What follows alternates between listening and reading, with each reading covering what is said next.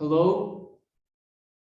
Today I am going to talk about Marianne Celce-Murcia, Zoltán Dörney, and Sarah Thurell.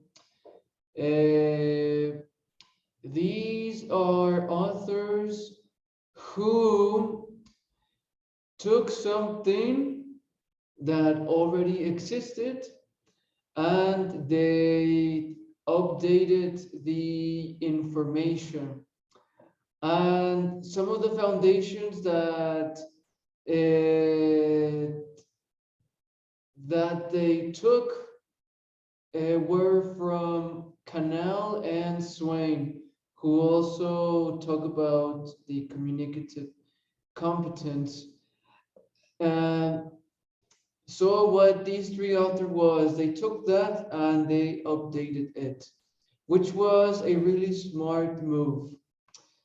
Now, what we're going to see in the next slide is we can call it a scheme in which they describe the communicative competence.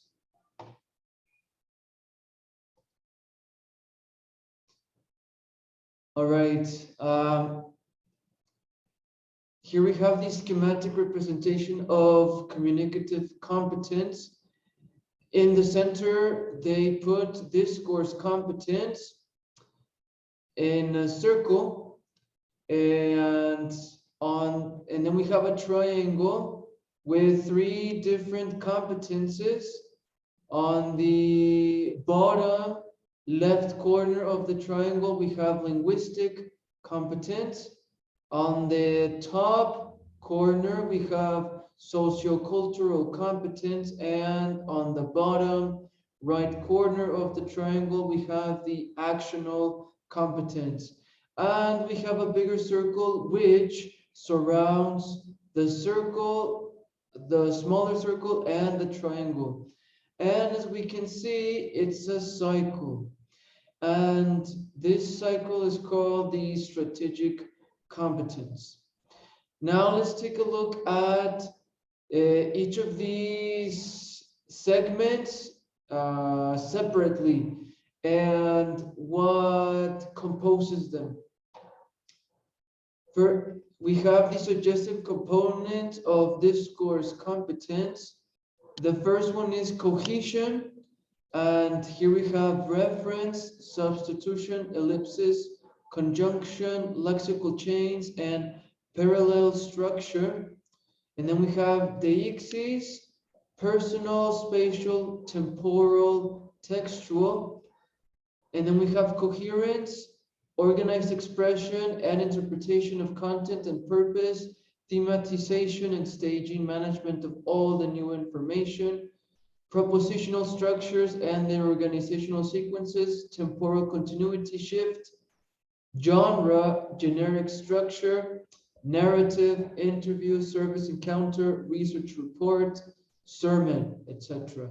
And we have the conversational structure, how to perform opening, reopenings, topic, establishment and change, how to hold and relinquish the floor, how to interrupt, how to collaborate and back channel, how to do pre-closings and closings, agency pairs.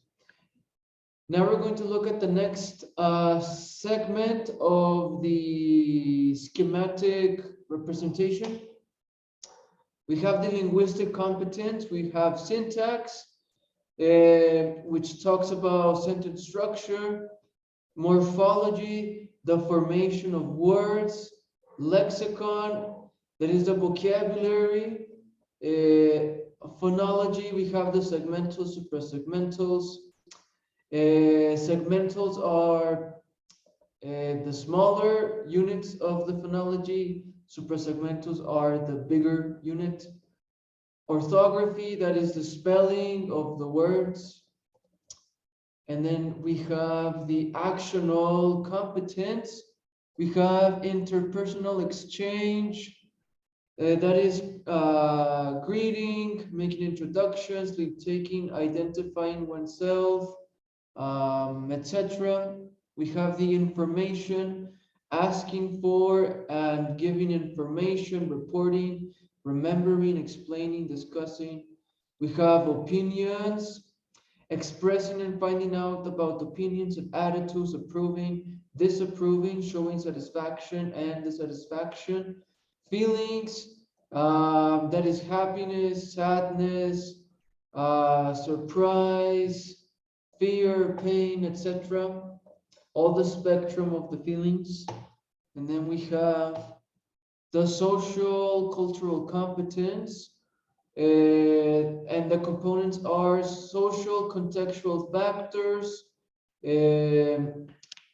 that is participant variables, that is age, gender, office and status, social distance, relations, stylistic appropriateness factors, social cultural knowledge, awareness of major dialect, regional difference, cross-cultural awareness, nonverbal communicative factors, kinesic factors, perceiving factors, haptic factors, paralinguistic factors, silence. And then we have the strategic competence, and the components are avoidance or reduction strategies, achievement or compensatory strategies, stalling or time gaining strategies, self-monitoring strategies, interactional strategies.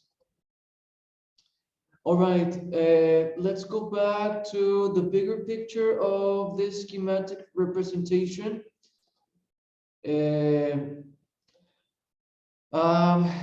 So in my words, I believe that the schematic representation of communicative competence should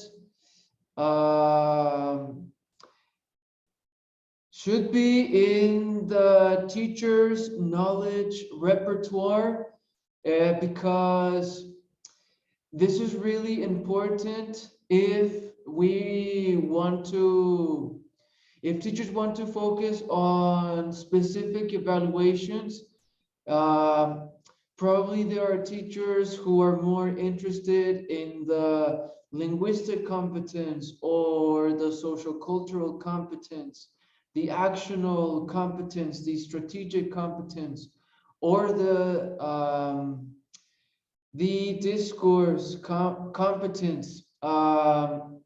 Or we have to find out what the students' needs are for learning the target language. This will really help us direct our objectives and take the students where they want to go.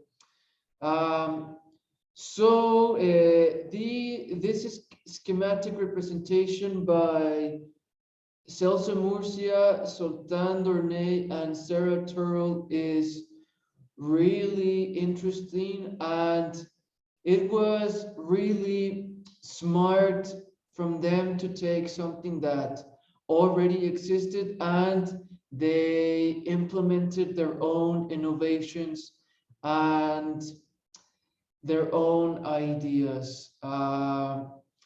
Thank you for listening to my video, and thank you.